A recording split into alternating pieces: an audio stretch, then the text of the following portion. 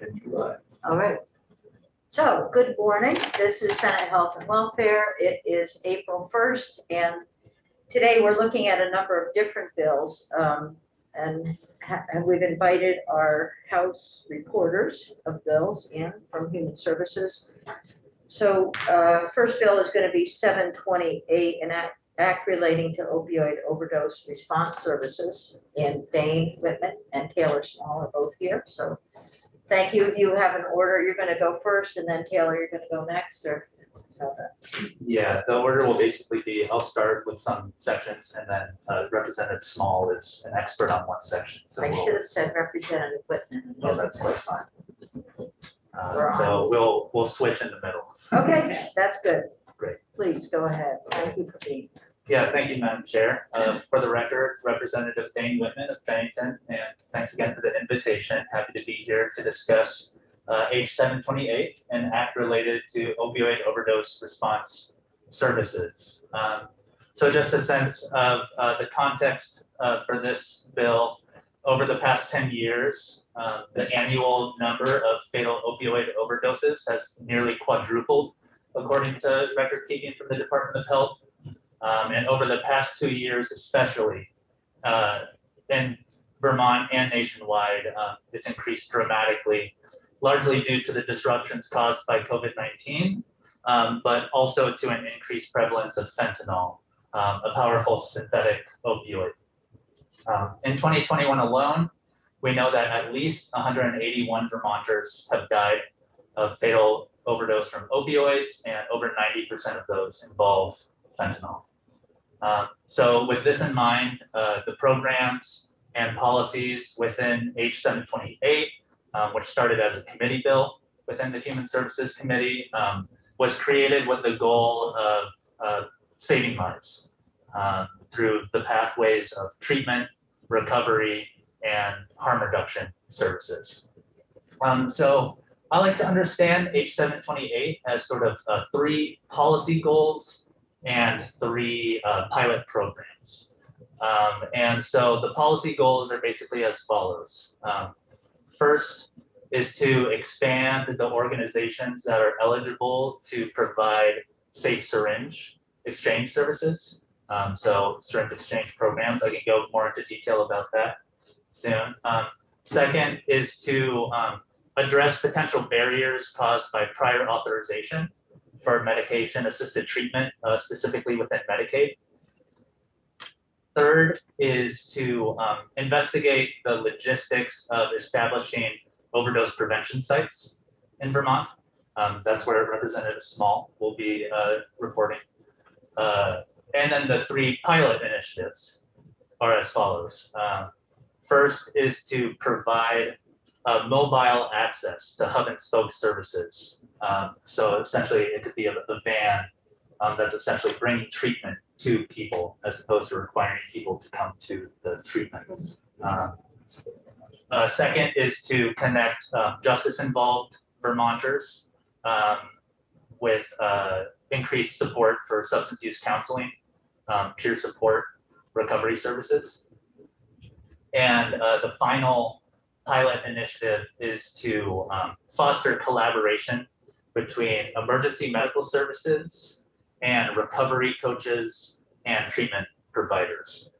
So this is a model basically recognizing that many times a 911 call may be the one point of contact that an individual at risk of overdose may have.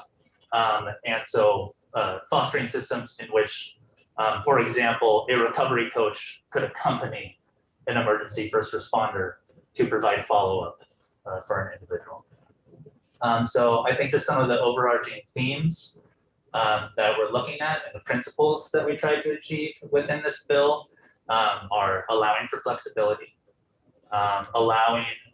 adapting to the latest evidence that's available, being innovative and practical, providing a rapid response when possible, and investing resources into piloting new methods and encouraging more equitable access to services. So I could go a little bit more into each of those buckets to provide a little bit more detail, if you like. Well, I think we have the broad overview, and I think that's what we would like at this point. But if we, as we go ahead, we may have other questions, and we'll be getting testimony to give us some of the depth. But we know who are experts. Okay. Senator Cummings. I'm gonna be bad, fine person.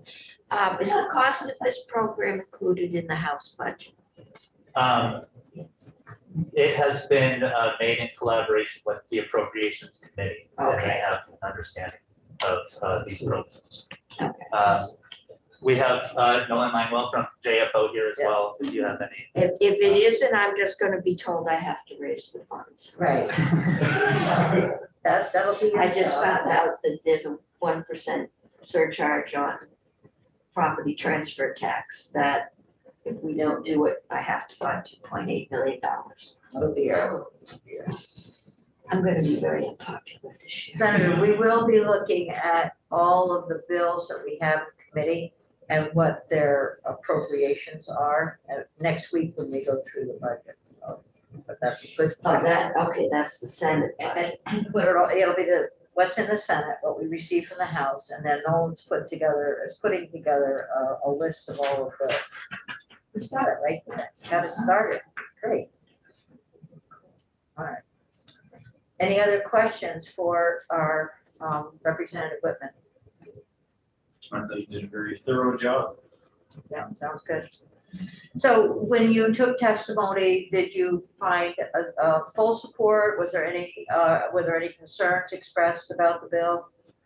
Yeah, I would say that especially around prior authorization Okay. was one of the components where we first passed the bill out of committee and soon after struck out our sections on prior authorization after learning some of the potential cost ramifications of changing the program overnight. As a result of that, we worked in close collaboration with the Department of Vermont Health Access, DVA, to come up with a floor amendment that was basically finished the day before the bill report that is really looking to begin the process of thoroughly investigating those changes. Yeah, okay. So that basically went from a potential fiscal impact to essentially no fiscal. Yeah, anyway. And what was the vote out of committee? 11-0, Oh, and then the vote on the floor? unanimous voice. All right, that's good. We like those kinds of bills. Yeah, I will also say in response to your question that some questions were raised on the floor related to the section around justice involved Vermonters. Sure. And we had a sort of late drive-by in House Corrections and Institutions yesterday to discuss ensuring that there's collaboration between the Department of Corrections and the Division of Alcohol and Drug Abuse Programs as they award these grants.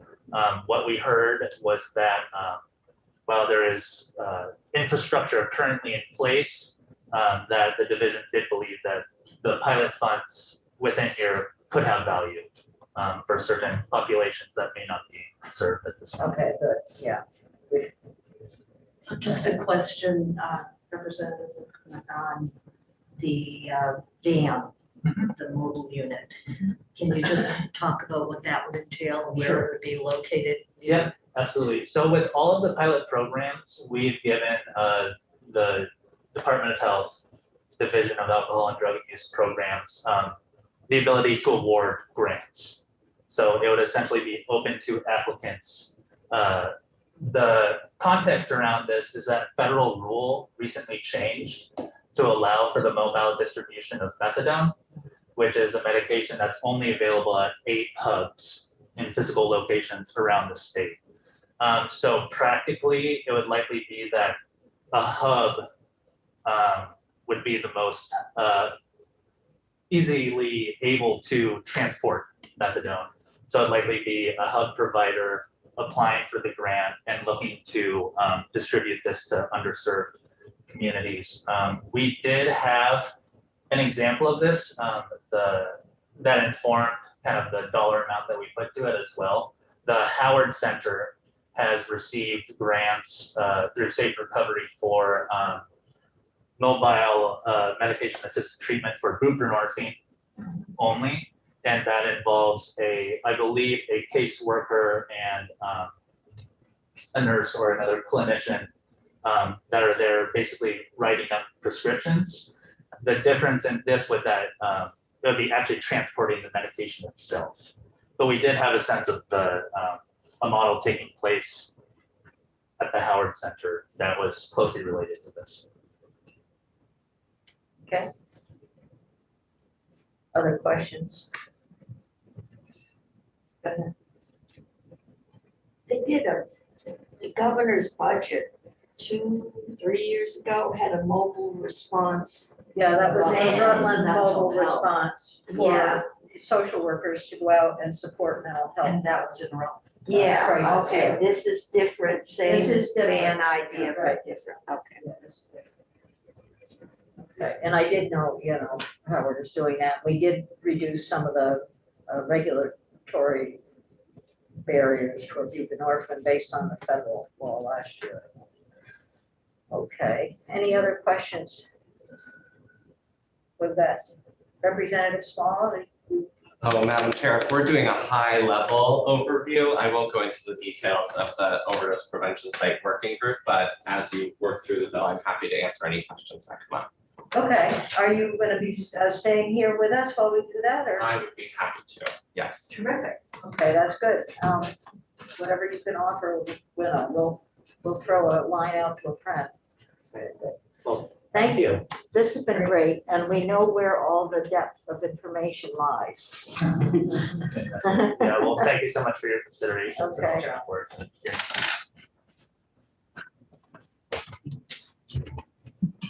All right, Katie. Morning. And Office of Legislative Counsel. So we have H728. I'm going to give you a moment to pull that up. Everybody have it.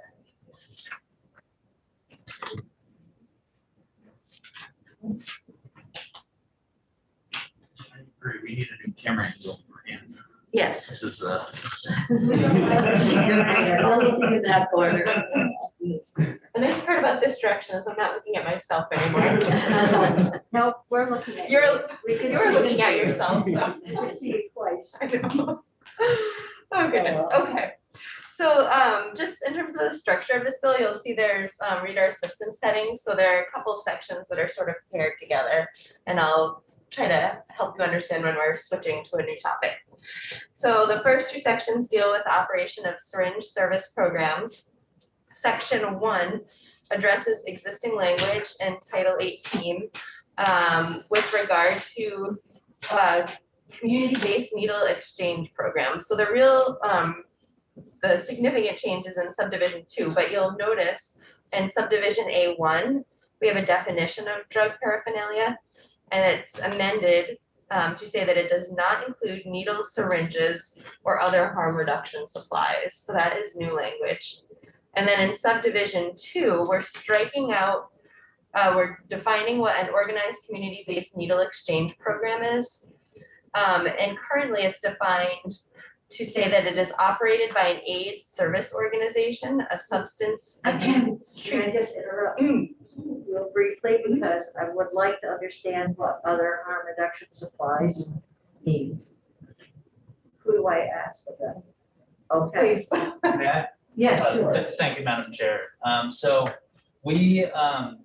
this question did come up, and a way to put this into context is this is harm reduction as it applies to syringe exchange programs. The Department of Health creates a set of guidelines and continuing training every year related to syringe exchange programs. And one of the first sorts of headers on those sections is harm reduction training and harm reduction distribution. So we wanted to kind of have that tied to that same language without creating a strict definition.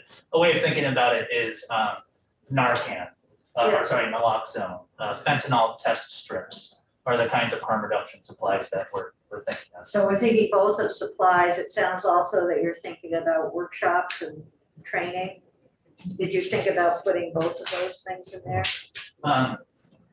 Well, in this piece of the bill, it's really focused on drug paraphernalia law and who is under that jurisdiction. And so folks who are accessing syringe service programs would not, there would be no criminal liability for carrying what they are receiving from the syringe service program. Okay. All right. So we're on subdivision A2, and we're looking at the definition of a community-based needle exchange program. And again, this language is being struck that says that such a program is to be operated by an AIDS service organization, a substance abuse treatment provider, or a licensed healthcare provider or facility. So in striking that, the idea is to broaden the type of organizations that could offer those types of services. So it's meant as a broadening versus having sort of a certain type of provider or organization providing those services. Makes sense. Okay. And then on page 2, section 2, this is a corresponding report. I should say there's currently the health department currently has a needle exchange program guidelines. And so this is saying that by January 1 of this coming year, the department is to submit a report to the committees of jurisdiction on the updates that it's making to the needle exchange program operating guidelines as a result of the amendment that we just looked at, to reflect current practice and consideration of the feasibility and costs of designating organizations to deliver peer operated needle exchange. So in addition to sort of this report addressing what the updates will look like to the existing guidelines, it's also to look at the cost and feasibility of having a peer operated needle exchange. So those are the two pieces in that report. Then we're sort of transitioning in subject matter to talk about prior authorization for MAT. So section 3 is new language. My understanding is that this sort of codifies current practice with regard to MAT provided through DIVA. So the Agency of Human Services shall provide coverage to Medicaid beneficiaries for medically necessary MAT for opioid use disorder when prescribed by healthcare professional practicing within the scope of the professional's license and participating in the Medicaid program. In subsection 2, top of page 3, upon approval of the Drug Utilization Review Board, the agency shall cover at least one medication in each therapeutic class for methadone, buprenorphine, and naltrexone as listed on Medicaid's preferred drug list without requiring prior authorization. Okay, and this is.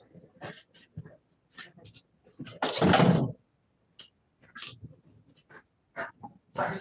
Apologies. How you had other things you were going on. Page 728, we're on page 3. Okay. So now section 4, this is a report on prior authorization. So by December 1st of this coming year, DIVA is to research the following. We have a list 1 through 5 in consultation with individuals representing diverse professional groups, diverse professional perspectives, and submit its findings related to prior authorization for medication and assisted treatment to the Drug Utilization Review Board and the Clinical Utilization Review Board for review, consideration, and recommendation. So we have sort of DIVA doing the initial research and then submitting some of that initial research to the two clinical utilization, drug utilization, clinical utilization review boards for their review and getting their recommendations on that research. So these are the topics. First, quantity limits and preferred medications for buprenorphine products. Second, feasibility and costs for adding monobuprenorphine products as preferred medications and the current process for verifying adverse effects. Third, how other states' Medicaid programs address prior authorization for MAT.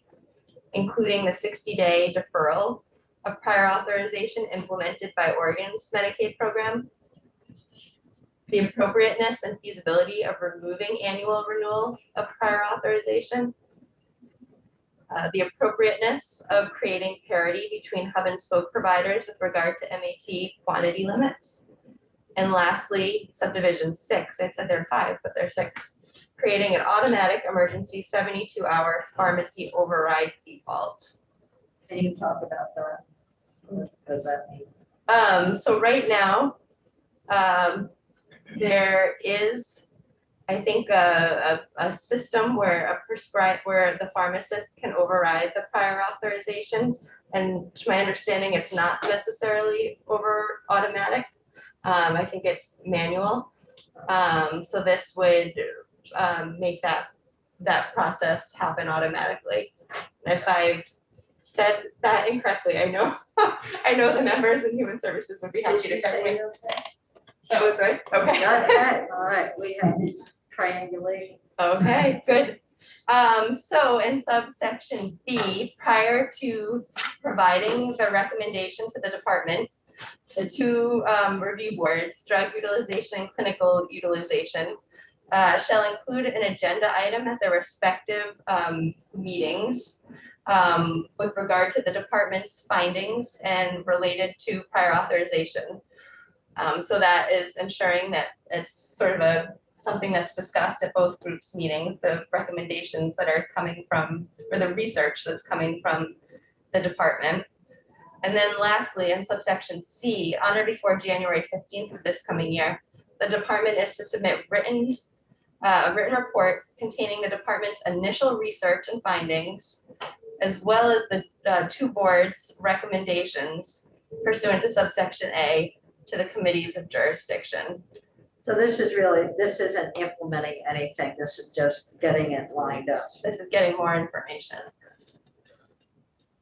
And it's buprenorphine related drugs. Is there any, what, or monobuprenorphine products? So what's the extent of those drugs from your perspective? Or we'll dig into it a little bit, but Yeah. go ahead, Representative Whitman.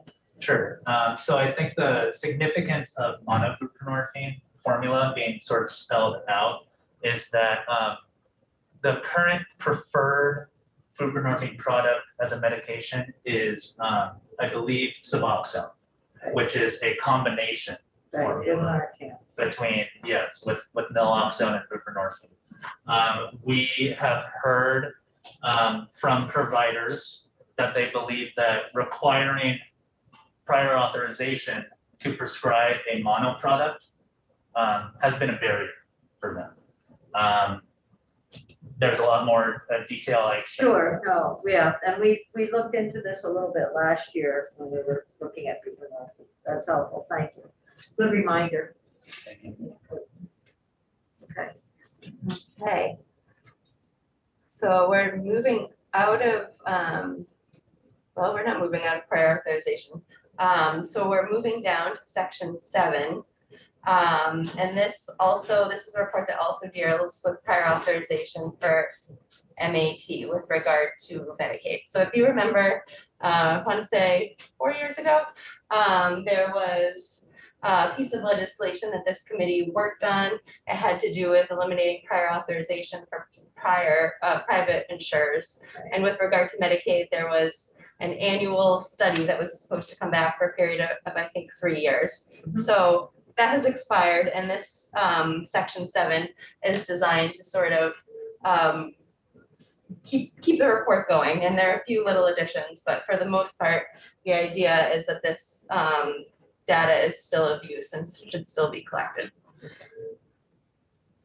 So, may I ask a question? This is just a study, or This is- report? This is the report. Does it mean that, is there parity between private insurance and Medicaid in terms of prior authorization? There's not? Yeah. So why can't we just change, is that federal? I think your colleagues in the House would love to answer this question, but the bill, I'll ask them. the original bill that came out of Human Services, the original committee report, did do that, created that parity. And I think that the House members could tell you that they experienced a lot of pushback from the department due to the cost of making that change. So, you know, Was this a floor amendment then? Did it change on the floor? Yeah. Or, Yeah. okay, So it was appropriations. appropriations. yeah, you'll see that there's a deleted section 5 and 6. So the committee bill, the committee report, sections 3 through 6 were deleted, and a floor report put in new language around gathering more information about prior authorization of Medicaid. Even though we've had 4 years of information already. I'm sorry, I don't want to put you on the spot, Katie. Okay, I will take that with that. Okay, so this report, I'm on top of page 5, if that helps.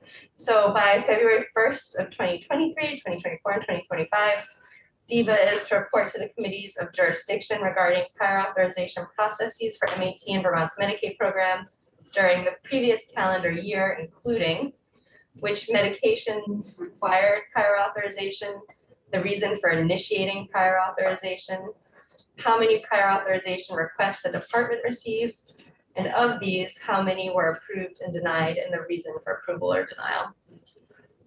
Subdivision 4, the average and longest length of time the department took to process a prior authorization request. And lastly, how many prior authorization appeals the department received, and of these, how many were approved and denied, and the reason for approval and denial. Okay. So that brings us to section 8 at the bottom of page 5, and this is the Overdose Prevention Site Working Group. Subsection A creates the group in recognition of the rapid increase in overdose deaths of the state. With a record number of opioid-related deaths in 2021, there is created this working group to identify the feasibility and liability of implementing overdose prevention sites in Vermont. And the membership is on page 6, the Commissioner of Health or designee, Commissioner of Public Safety or designee, a representative appointed by the state's attorney's offices, 2 representatives appointed from the Vermont League of Cities and Towns from different regions of the state. Subdivision 5, 2 individuals with lived experience of opioid use disorder, including at least one of whom is in recovery. 1 member appointed by the Howard Centered Safe Recovery Program, and 1 appointed by the Vermont Association of Mental Health and Addiction Recovery. Subdivision 6, Program Director from the Consortium on Substance Use. Subdivision 7, Program Director from the Howard Centered Safe Recovery Program. Subdivision 8, a primary care prescriber with experience providing MAT treatment within the hub and spoke model, appointed by the Clinical Director of ADAP. And lastly, an emergency department physician appointed by the Vermont Medical Society. And then in subsection C, we have the powers and duties of the group. It's responsible for conducting an inventory of overdose prevention sites nationally, identifying the feasibility and liability of both publicly funded and privately funded overdose prevention sites, making recommendations on municipal and local actions necessary to implement overdose prevention sites, and lastly, making recommendations on executive and legislative actions necessary to implement overdose prevention sites, if any. The group has the administrative, technical, and legal assistance of the Department of Health, and the result would be a report on November 15th of 2023 to the committees of jurisdiction with findings, recommendations for legislative action. Let me just ask one question. Well, we have our representatives here. So you extended it out to 2023. Was there a discussion about the length of time, A, that was needed, and then B, how it might sort of put off a lot of the decisions that might be important to have in place?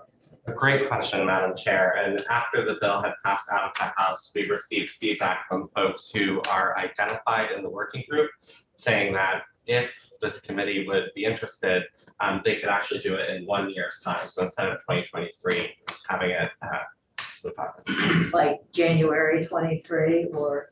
something like that. Yes. Okay, Well, thanks. I think it's a good point, because if it went through November 15th, 2023, that'd be on the second half of the biennium again, Right, and then you only have 4 or 5 months to act on anything that comes from a report, so it's much more effective if you do it sooner. okay.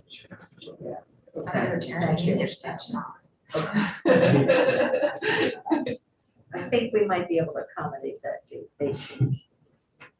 In terms of the meeting organization, the Commissioner of Health or designee calls the first meeting by September 15th of this year, which you might want to change given the conversation we're having.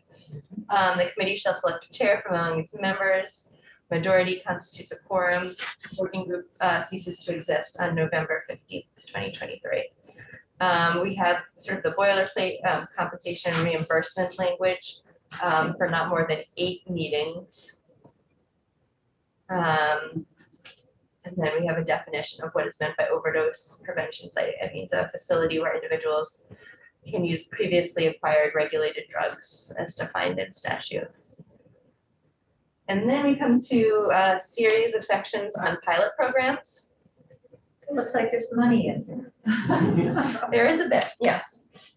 So section 9 is a pilot program on the mobile MAT program. So in fiscal year 23, 450,000 is appropriated from the general fund to ADAP for the purpose of awarding 1 or more grants for mobile MAT services in accordance with federal laws. ADAP is to award the grants based on applicants' ability to provide MAT, including methadone, to currently underserved areas of the state. So we'll hear from the Department of Health on this and ADAP, but whenever I see something like this, I know how much a lot of federal dollars go into DOH, and maybe there's a way we can see if they have those federal dollars accessible to do this. And I don't know whether you heard any testimony on that.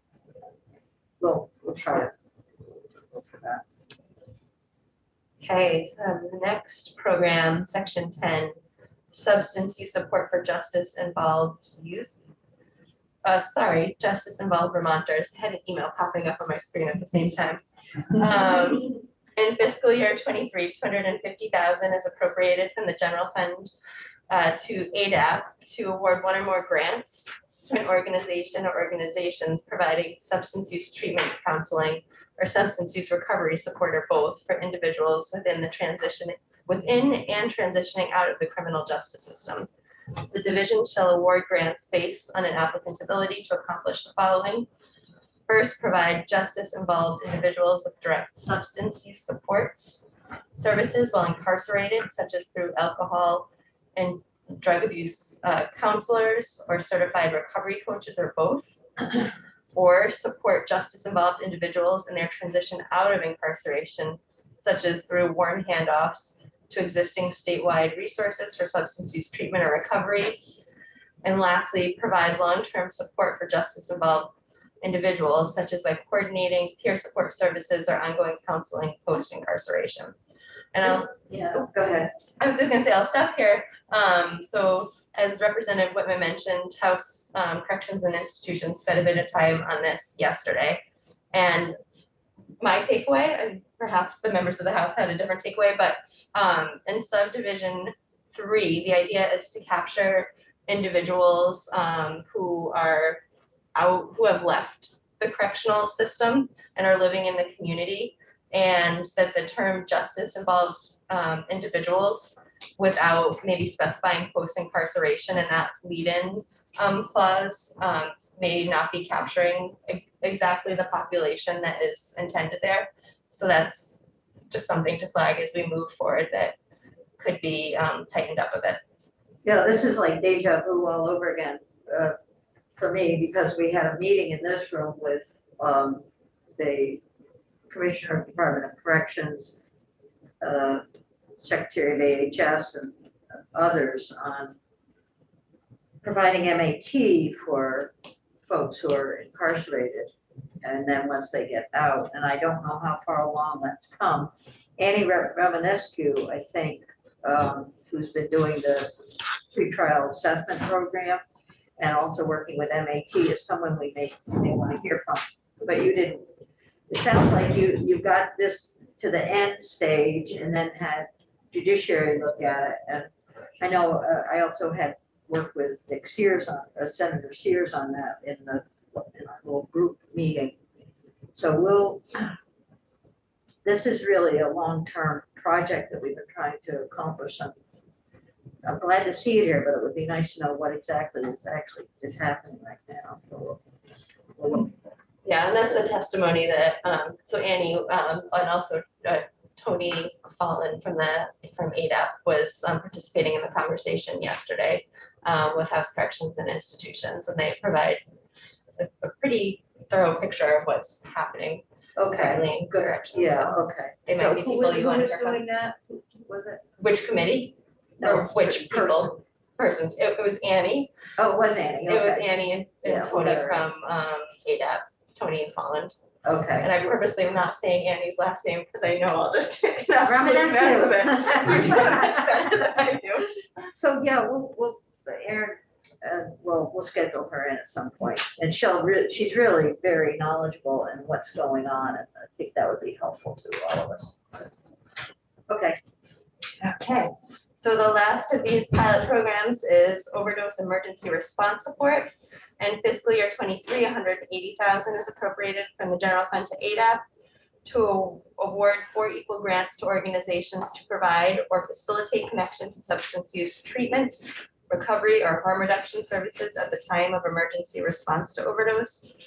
The division is to award grants based on an applicant's ability to support individuals at risk of fatal overdose by facilitating warm handoffs to treatment, recovery, and harm reduction services through coordination between public safety, emergency medical services, substance use treatment and healthcare providers, and substance use recovery services.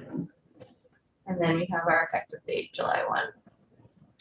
Okay, a lot of work in this bill. Okay, go ahead. It doesn't define organizations. Are these nonprofit organizations, this DAs, what, Where are you? giving Senator? grants to You're on organizations? Yeah, you're on line 3. She's on line 3 of section 11. Yeah, so it's not, you're right, it's not defined here. So it leaves it quite broad. So it would have to be a definition within the RFP itself. If I may. Representative Whitman. Thank you. Yeah, I think that it was somewhat intentional to keep the organizations that could apply to be a broad definition. And then it's up to the division of ADAP to sort of, based on the merits of an application, award. Okay. So we didn't want to rule anybody out. Got it. Okay. Thank you. Any other questions for Katie on the bill? And I guess my question is this something we want to pursue? I don't see any heads going this way, so I'll take it as we'll look at it. The key for us, I think, is making sure that we can have the funding necessary to do the work that's here. We're going to have to go through our priorities and then see what's in the budget. And then we'll also be hearing from Department of Health and sorting out what they're doing, what they're not doing. We'll get to a good place, I think. So Senator Hardy and then Nolan other comment. Oh, okay. Well, one of my questions is for Nolan and one is for Representative Whitman. I missed you guys. I'm sorry. Is this money in the House budget? Okay. Yes, that was raised my hand about. Yeah, okay, Yeah. that's good. That's helpful. I beat you to that. Oh, you already asked that? Finance. We had that committee conversation. That's okay. Yeah.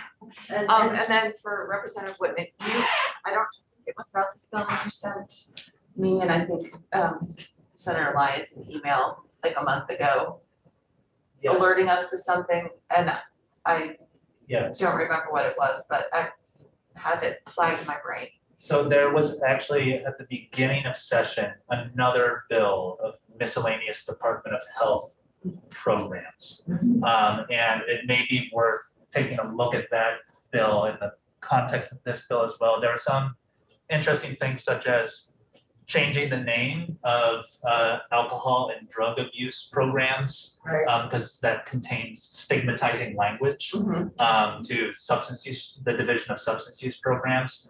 And on the floor, a concern was brought up.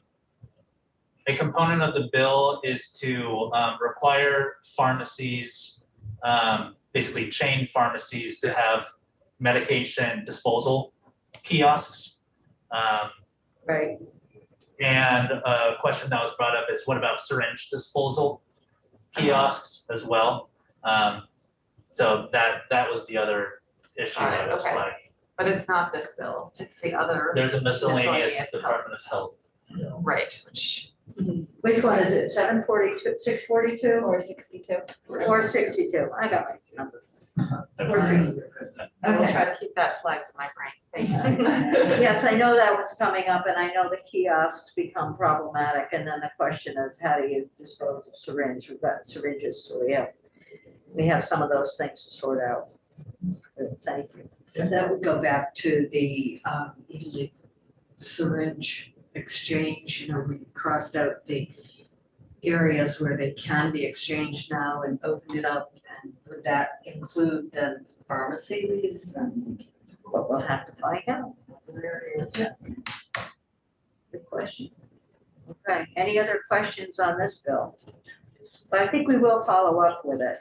There's certainly, there's a need for some action on opioid abuse, so. Yeah, I have to say, Go ahead, Uh, Senator. I like the idea, I like the concept, it seems to me like the House did a lot of the heavy lifting. And we just find time, scope of money maybe to see it through, Yeah, we go. so Change the dates. change the dates, right? And Nolan, I just want to just let folks know that there's a fiscal note on the webpage too. there's a what? Fiscal note on the webpage. So Oh, yeah. Right. You want to go through that with us briefly? I mean, I can, it'll take about 14 seconds.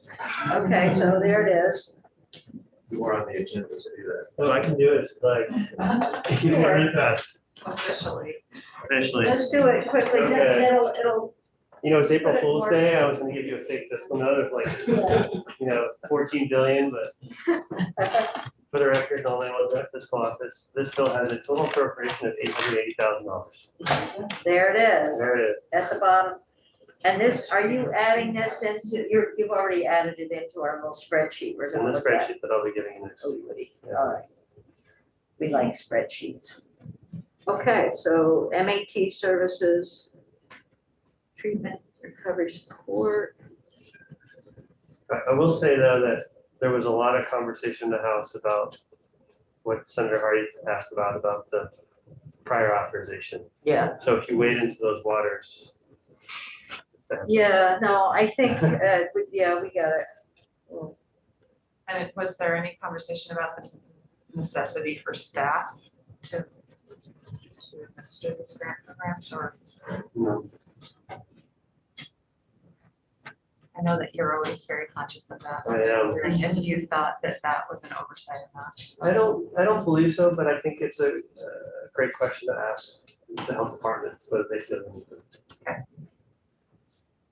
Okay, we should probably move along. I've got one. Is Uh-oh. that 880,000 in the House budget? Yes. Okay. It's all there. Then the question General is, when, my goal is to see if there's some other funds that we can find for things like this, because Department of Health may have access to. What I might add to that is, so I've done a little poking around in that area for other Okay. stuff, and the health department, 89% of their budget is grants. Right. All those grants are generally accounted for specific purposes already. And it's not very easy for them to just take money from one grant and use it for something else. So what would happen is, and you should ask this of them, but I suspect what would happen is they'd go ahead and look for grants for this, but it would postpone the work for a year or so. Yeah, I know that is the problem, but So- if they are aware of some grant that's there through Sure. CDC, then, it might obviate the need for some general funds. Sure. Yeah, What you just said wouldn't be a problem for this bill, however, if there's 880,000 in the House. it's already budget there. Already, So this is guarantee money for them to operate this program versus. Assuming the Senate concurs. We gotta check, pass at the budget. Yeah, we spend other money. Yeah, this gets into the priorities of, Yeah, The we're gonna, chambers. we'll bring DOH in and we'll have the money conversation. yeah, I think that's a great question. I think Senator Hardy's is a good question too. We will do it. Okay, is, Representative Garofano? She's outside.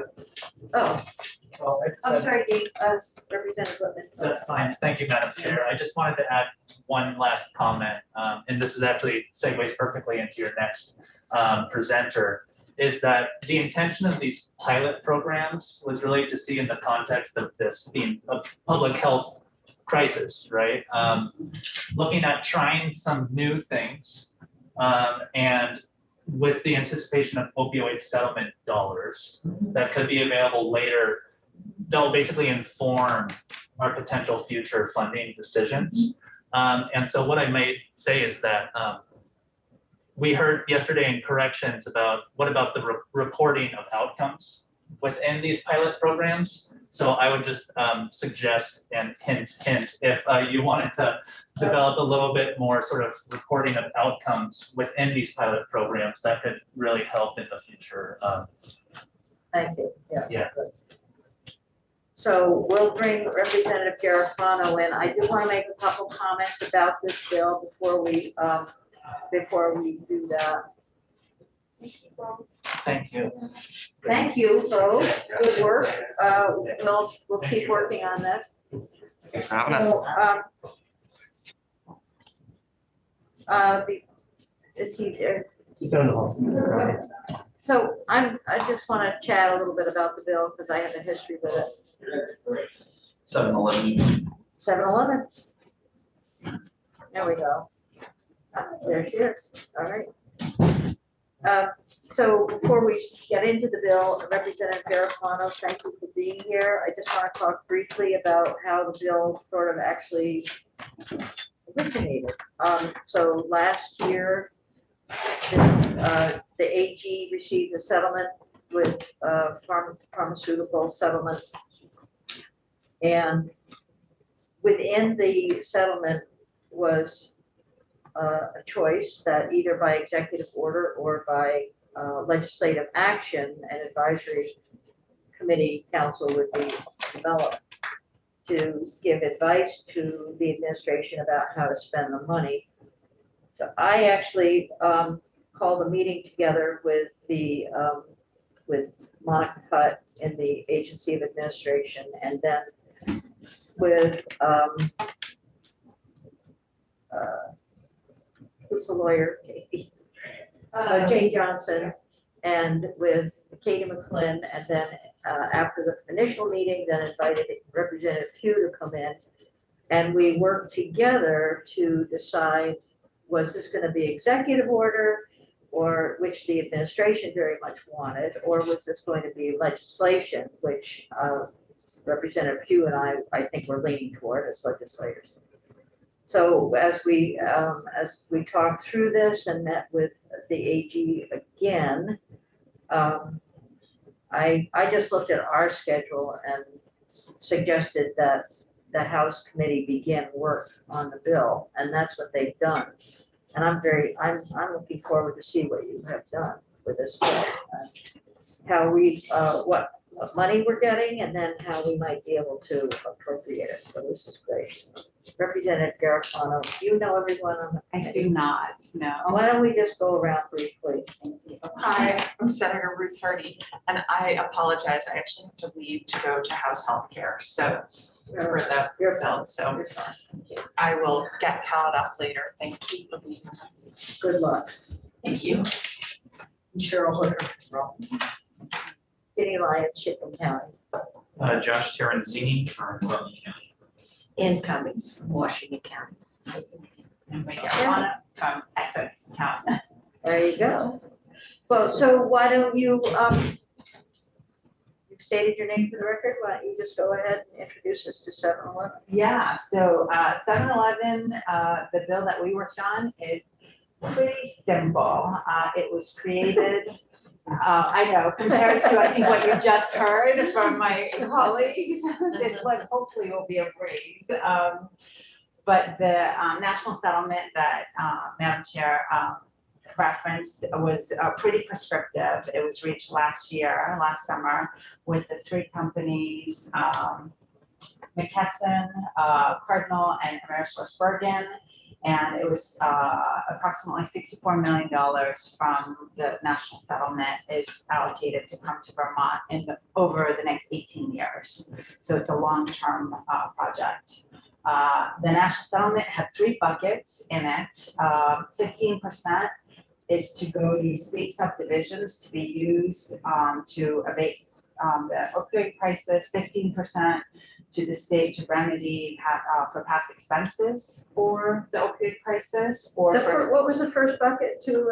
that's the state subdivisions to be used to abate opioid crisis. And then the second 15% is going to states to remediate for past expenses or for future abatement. And then the big chunk, 70%, statewide abatement fund. So 7-Eleven only deals with that 70%. So the first 15% would go to municipalities that would have a need for opioid work. Right. Yeah, okay. And the national settlement also was pretty prescriptive as far as the funds we needed to stand up an advisory committee of relevant stakeholders and people with lived experience. And we had to set up the fund that the advisory committee will basically meet and make recommendations on how the funds should be used. And then the recommendations will go to the health department, and the health department will put that in their budget and then request to draw down the funding from the national fund. Do you know what the length of time this is? Is it 15 years? 18 years total. 18 years, okay. And the language was, the way we crafted the bill, if there are future settlements around opioid crisis, we're hoping to be able to use the same As a framework. vehicle Yeah. to continue using that. So that's the gist of it.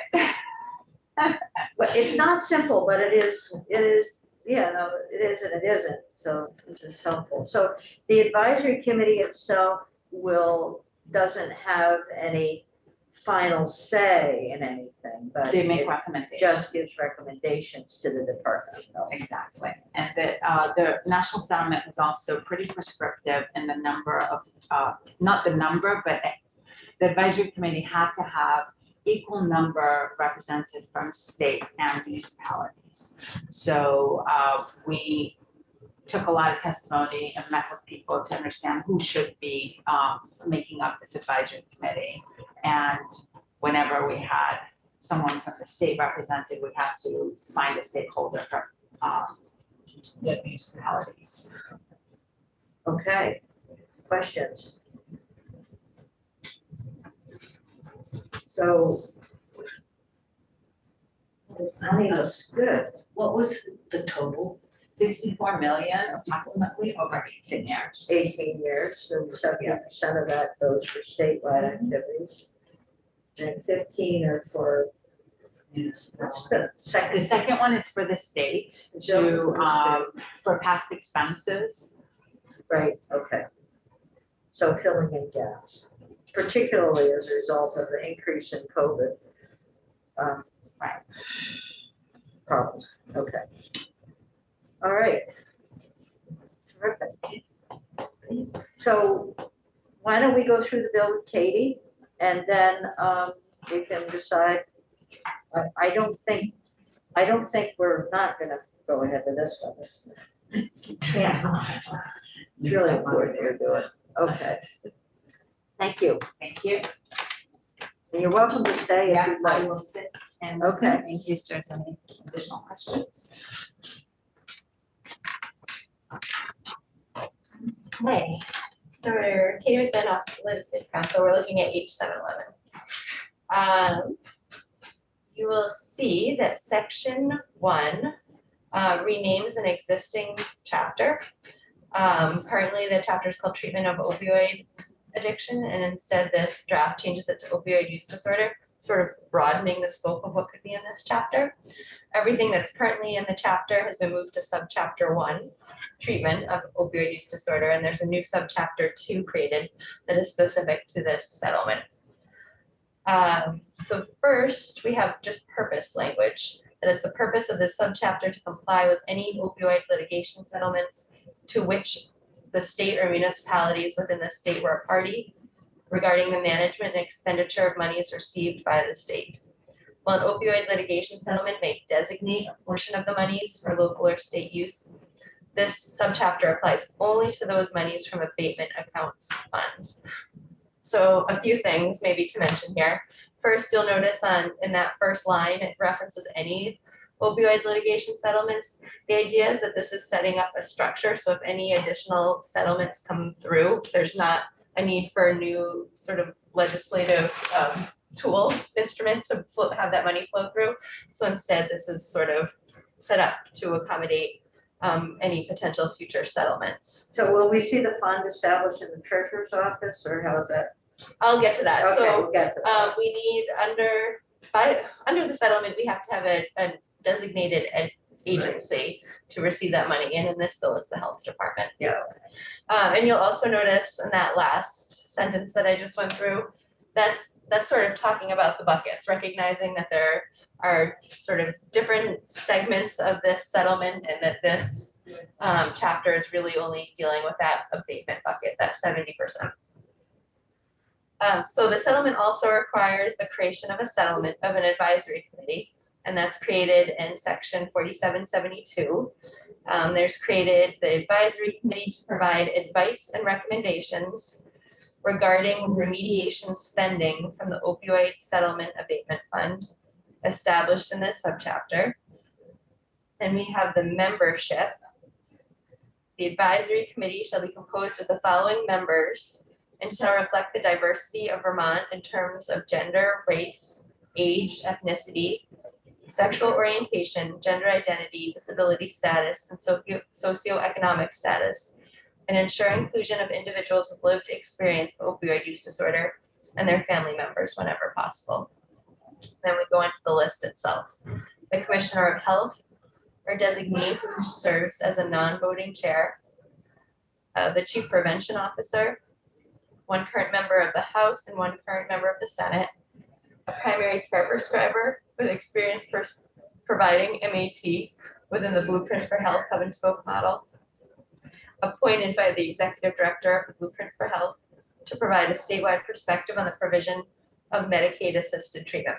So you'll sort of see, if you remember Representative Garfano said we have to have this ratio, this balance between local and state positions, and sometimes as we were drafting this, it wasn't always clear, is this person representing their local community or are they representing the state?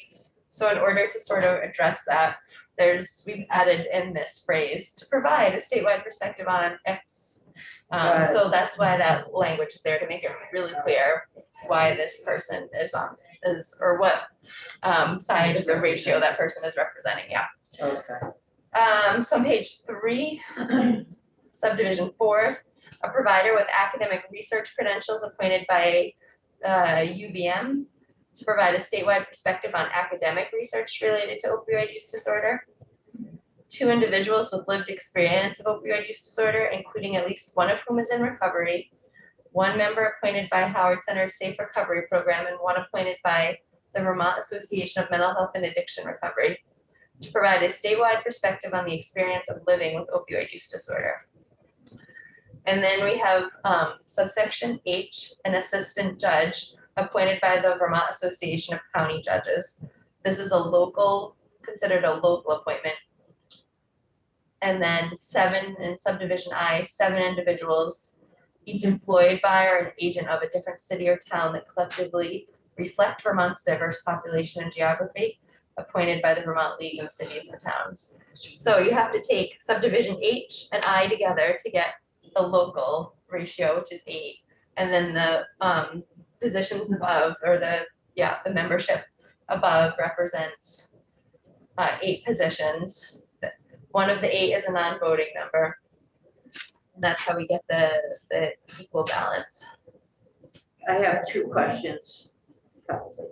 But, so when you talked about, I'm looking at Representative Garofano, when you looked at the UVM researcher, did you talk about kind of the difference between the social research versus the physiological research?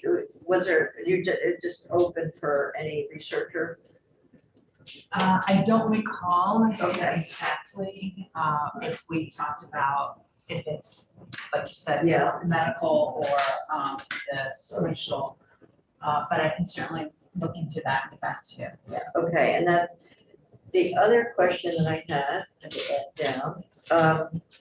I know one of the things that we debated when we were trying to put the framework together for the bill last fall was, are the cities, the municipalities that had been involved in the initial court case with the AG's office. So there were, I think St. Albans was one and maybe Barry.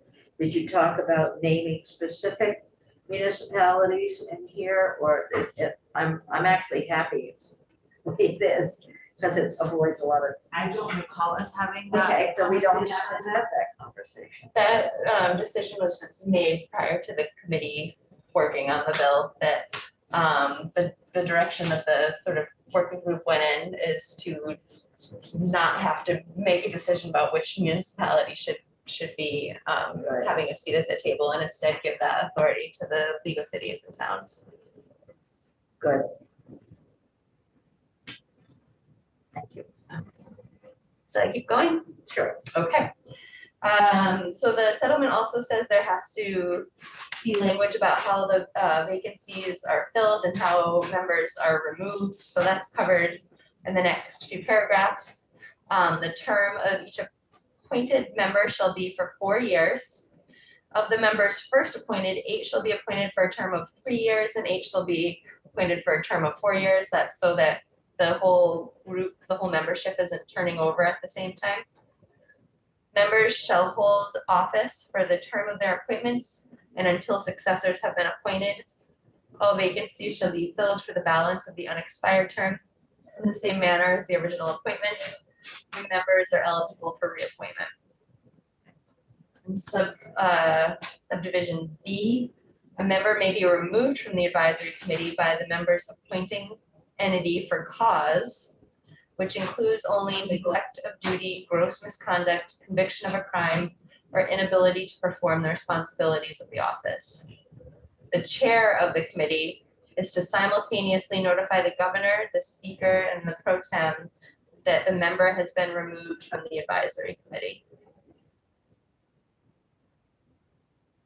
And then we have the responsibilities of the committee. The committee shall demonstrate broad, ongoing consultation with individuals living with opioid use disorder about their direct experience with related systems, including MAT, residential treatment, recovery services, harm reduction services, overdose, supervision by the Department of Corrections, and involvement with the Department for Children and Families Family Services Division.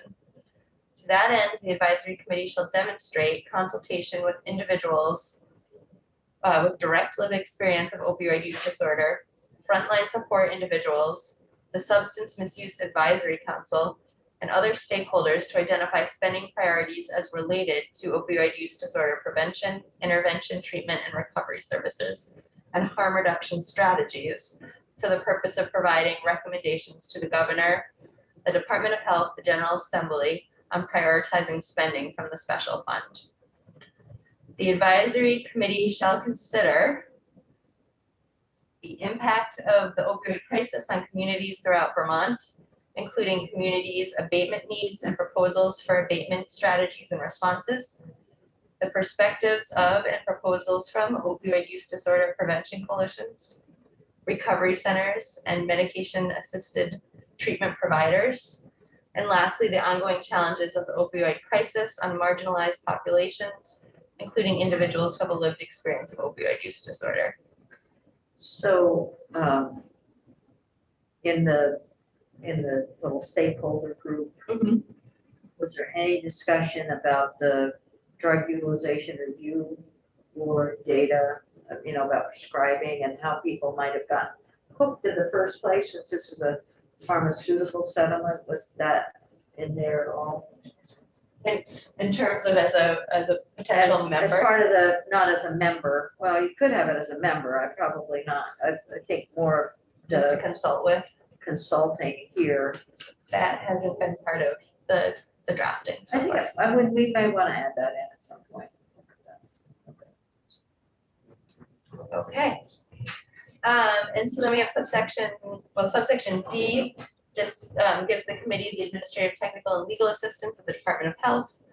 Subsection E says that annually the advisory committee is to present its recommendations for expenditures from the special fund established pursuant to this subchapter to the Department of Health, and concurrently submit its recommendations in writing to the committees of jurisdiction and the appropriations committees. So what's happening here is the settlement says that the recommendations go to the designated agency. The designated agency is the Department of Health, but there was some concern as this bill was being debated that the committees of jurisdiction would want to hear exactly from the advisory group what the recommendations were versus secondhand when the budget recommendations come in through the budget process.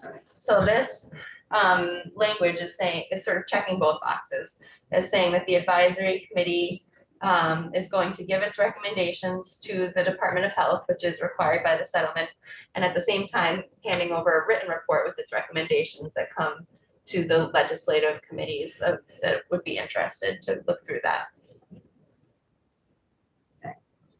And then, let's see, meetings. The Commissioner of Health is to call the first meeting of the advisory committee to occur on or before January 30th. Oh, thank you, June 30th. June? Yes, June 30th. I've had trouble. Really late. We all have trouble with dates, I can't remember what All happened. morning, I feel like I'm struggling with English. Okay, page 6. The advisory committee shall meet at least quarterly, but not more than 6 times per calendar year. Subdivision 3, the advisory committee shall adopt procedures to govern its proceedings and organization, including voting procedures and how the staggered term should be apportioned among the members. So it's handing a lot of authority over to this group to sort of organize itself. Like, for example, if the committee wants to work in subcommittees, this would allow for that type of organization. All meetings are to be consistent with Vermont's open meeting law. And we have the language about per diems and reimbursements. The first paragraph applies to legislative members, second paragraph applies to other members of the committee who are otherwise being compensated in their professional capacity for this work, and it's for not more than 6 meetings per year. And then at the bottom of page 6, we have section 4773. This is the designation of the lead state agency. So this says that the Department of Health is to serve as the lead state agency and single point of contact for submitting requests for funding to the National Settlement Fund Administrator. Approved requests shall be dispersed to the department for deposit into the Opioid Abatement Special Fund that's created in the next section.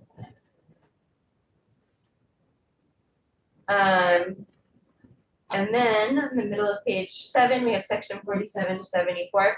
This paragraph creates the special fund and also sort of talks about how the money is to flow in the process for that. So in subdivision A1, there's created the Opioid Abatement Special Fund. It's administered by the Department of Health. The Opioid Abatement Special Fund shall consist of all abatement account fund monies dispersed by the National Settlement Fund Administrator to the department. And then in the next paragraph, the department shall include a spending plan informed by the recommendations of the advisory committee as part of its annual budget submission. And once approved, the department shall request to have the funds formally released from the National Abatement Accounts Fund. The department is to disperse the monies from the Opioid Abatement Special Fund. So I'm just gonna pause there to sort of talk about what this means in real time. So this is basically saying that when the health department is coming in to present its budget each year, it's going to have a plan on how to use money from the special fund, or not the special fund, but from this pot of money that's based on the work done by the advisory committee. It's going to go through the legislative process, and once the budget has been approved, then the health department puts in its request to the National Settlement Administrator to draw down those funds into the special fund for spending. In terms of timing, what this means is we're just getting the advisory committee up and running this summer and fall. So their first recommendations aren't coming in until, January 20. So you're not gonna be using this money or drawing money from the national settlement until next July. Right. So I just wanted to sort of flag that for you, that it's So whatever a year it is, out. it's a year off. Yeah, Yeah. exactly. Okay. And then in subdivision 3, disbursements from the special fund shall supplement and not supplant or replace any existing or future local, state, or federal government funding for infrastructure, programs, supports, and resources, including health insurance benefits, federal grant funding, and Medicaid and Medicare funds. And then page 8, subsection B. So also I'll pause right here. So the next 2 paragraphs, or the next 2 subsections, B and C, we start going into how the money from the special fund can be used. I would say that this language that in the next 2 subsections is taken almost word for word from the settlement documents, and Human Services, they had a very light touch to their amendments on this to try to preserve what was in the settlement. Like if there's inconsistent language, those kinds of things were corrected. Subsection B kind of gives broad categories of how the funds can be spent, and subsection C gives a list of priorities. So just because something isn't on the priority list, if it would fit within one of the broad categories under B, it would still be an appropriate use of the funds. Okay, so in subsection B, expenditures from the Opioid Abatement Special Fund shall be used for the following opioid prevention, intervention, treatment, recovery, harm reduction, and evaluation activities. First, preventing overdose deaths and other harms, treatment of opioid use disorder, support for individuals in treatment and recovery and their families, connecting individuals who need help to the help needed, addressing the needs of criminal justice involved persons, addressing the needs of pregnant or parenting individuals and their families, including babies with neonatal abstinence syndrome, preventing overprescribing and ensuring appropriate prescribing and dispensing of opioids, preventing misuse of opioids, educating law enforcement and other first responders regarding appropriate practices and precautions when dealing with fentanyl or other drugs, and providing wellness and support services for first responders and others who experience secondary trauma associated with opioid-related emergency events. Supporting efforts to provide leadership planning, coordination, facilitation, training, and technical assistance to abate the opioid epidemic, researching opioid abatement, implementing other evidence-based or evidence-informed programs or strategies that support prevention, harm reduction, treatment, or recovery of opioid use disorder, and any co-occurring substance use and mental health disorder. And lastly, subdivision 13, the cost of the administrative, technical, and legal assistance provided to the advisory committee by the Department of Health. So then, those are all the ones that are from the document. Yeah, 13 was added. Right. 13 was added, and that is, Okay. that's pretty much saying that, the per diems and stuff should Yeah, come out of the fund. Yeah. Okay, so those are sort of the broad categories of how the funds can be used, and then subsection C is a really long subsection, but these are the priority expenditures per the settlement. So I'm thinking that if you can go through these at a Higher level. higher level. And then my suggestion to the committee is to go through these and think, because it looks like these are the things that are definitions from, that provide further information about what's up above. The other ones, 1 through 13. So we could collectively look to see if we want to modify, add, Okay. yeah, so let's do a So higher level. what I'll do is there's sort of a list, a numerical list, and then there are categories underneath each numerical list. Maybe I'll just do the higher level list and Yeah, not do let's the do breakdown. that. Let's do that. Okay. So the priority for expenditures from this fund shall be aimed at reducing overdose deaths, including and Subdivision 1, promoting the appropriate use of naloxone and other FDA-approved drugs to reverse opioid overdoses. Subdivision 2, increasing access to MAT treatment and other opioid-related treatment. Subdivision 3 on page 10, assisting pregnant and postpartum individuals.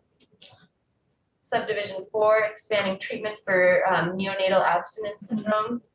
Subdivision 5, expanding the availability of warm handoff programs and recovery services. Subdivision 6, treating incarcerated populations. Subdivision 7, supporting prevention programs. Subdivision 8, expanding syringe service programs. And lastly, Subdivision 9 on page 13, facilitating evidence-based or evidence-informed data collection and research analyzing and evaluating the effectiveness of the abatement strategies.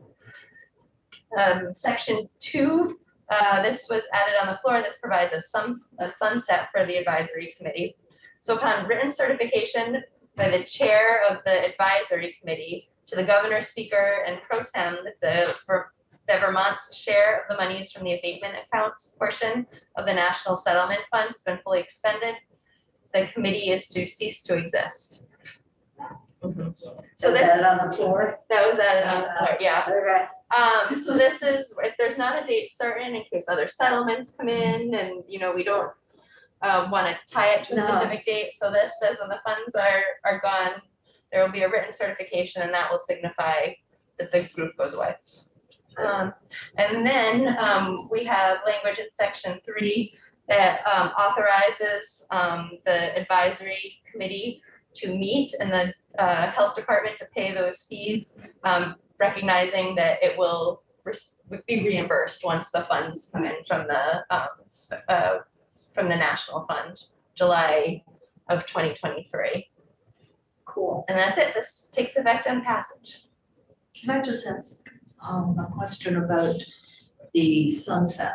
And before it said, I'm talking about any potential future settlements, so how would that affect the sunset language here? Well, I think it wouldn't. That's the idea. So the idea is that if there's a future settlement that were to come in that has a different time frame than the existing settlements, for example, maybe it would provide funds for longer, then this gives flexibility for the advisory committee to stay in existence. Continue. So the Yeah. opioid settlement advisory committee isn't attached to this one settlement. If Right. there's anything that's If there's money that's still available to be drawn down from a national It'll settlement, the group continues, yeah.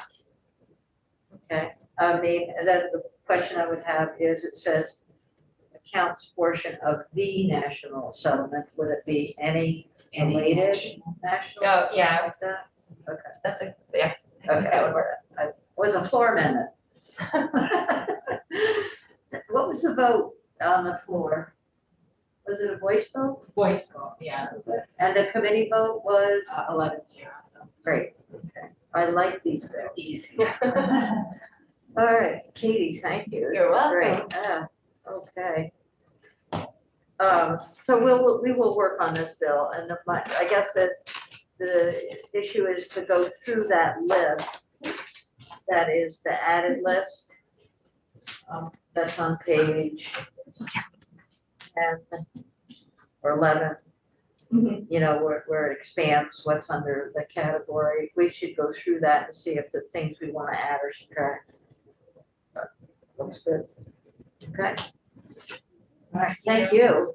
Thank you. you. Thank you so much. Have a good afternoon. Do you want to take a quick break? I don't think you have time. Let's take a 3-minute break. Everybody can